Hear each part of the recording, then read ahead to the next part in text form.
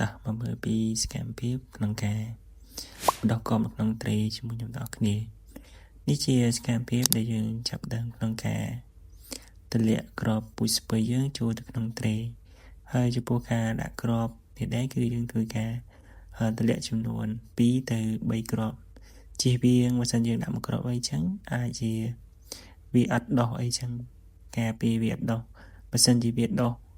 ទាំងអស់គឺយើងអាចដកវាទៅដាក់នៅក្នុងត្រីផ្សេងមួយទៀតបានឃើញថា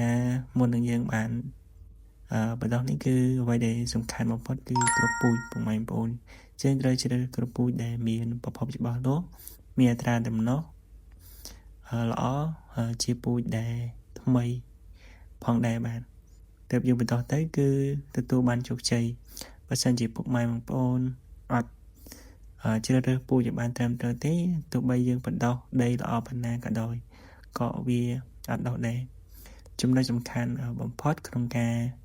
បណ្ដោះកូនហ្នឹងគឺពូជរឿងទី1សំខាន់គឺពូជបន្ទាប់មកគឺការលារបាយដីសម្រាប់ក្នុងការបណ្ដោះនេះផងហើយខ្ញុំនឹងមានคลิป